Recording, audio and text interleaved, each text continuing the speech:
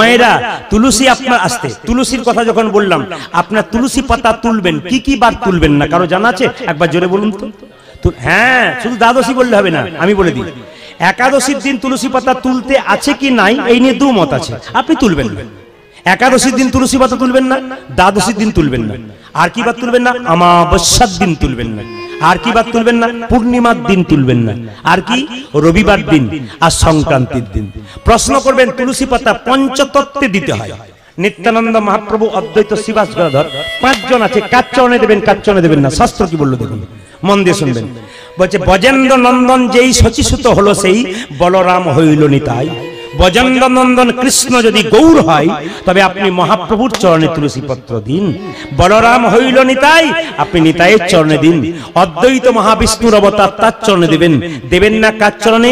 গদাধরের চরণে আর শ্রীবাসের চরণে।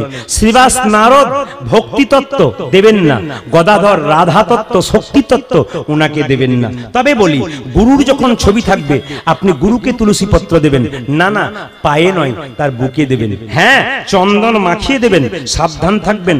গুরুর বুকে যখন তুলসী পাতাটা দেবেন তখন যেন তুলসী পাতার সঙ্গে চন্দনটা গড়গড় করে পায়ে না লেগে যায়। কৃষ্ণের পুজো করবেন আর আর দেবতার পুজো করবেন, সব ফুল আপনি এক জায়গায় রাখতে পারবেন না।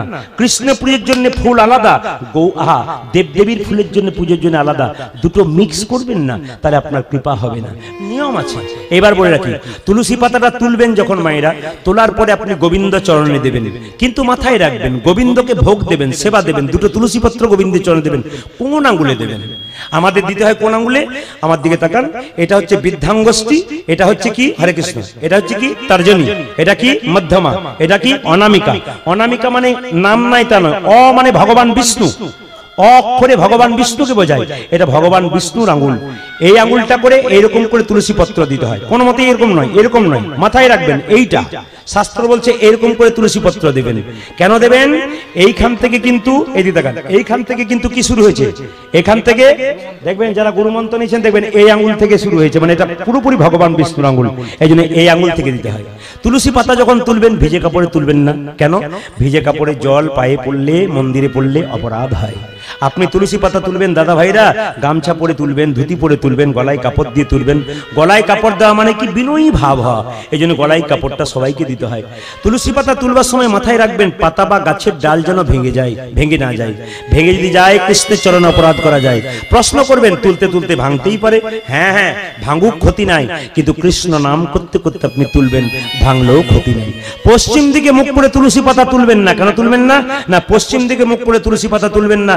আপনার প্রশ্ন করবেন তাহলে মুসলমানরা নামাজ পড়ার জন্য? না না, ওদের শাস্ত্র বলছে ওদিকে কাবা মসজিদ আছে, ওটাকে লক্ষ্য করে নামাজ পড়ে। হিন্দুদের জন্য বললো পূর্ব দিকে সূর্য দেবোদয় হয়, সূর্যকে পিছু করে হিন্দু কোনো ভালো কাজ করবে না।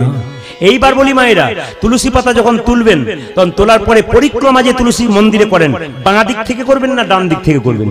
মাথায় রাখবেন তুলসী পরিক্রমা সবসময় ডান দিক থেকে করতে হয়। তুলসী মঞ্চে গাছ একটা লাগাবেন না, দুটো লাগাতে হয়। রাধা এবং কৃষ্ণ, সাদা এবং কালো, দুটো লাগাতে হয়। একা লাগাতে নেই, নিয়ম হচ্ছে দুটো লাগাতে হয়। এবং জল যখন দেবেন মায়েরা, অনেকে বলে তিলক করলে লোকে ঠাট্টা করে। আমার মতো তিলক আপনাদের করার দরকার নাই। আপনি যে ফোঁটাটা নিয়েছেন ওরকমই নেবেন। কিরকম? তুলসী মঞ্চে যখন জল ঢালবেন মা, জল ঢালতে ঢালতে এই আঙ্গুলে, মাথায় রাখুন, আমার দিকে তাকান, এই আঙ্গুলে তুলসী গাছের নিচে যে মাটিটা রয়েছে, জয় শ্রীকৃষ্ণ জয় শ্রীকৃষ্ণ জয় কৃষ্ণ বলে আপনি নেবেন, আপনার স্বামীকে দেবেন, আপনার বাচ্চাকে দেবেন। কৃষ্ণ ভক্তি আপনি হবে। তিলক যদি করতে লজ্জা হয়, তিলক করতে পারলে খুব ভালো, যদি না করেন তাহলে তুলসী তলা কাঁচামাটি আপনি কপালে নেবেন।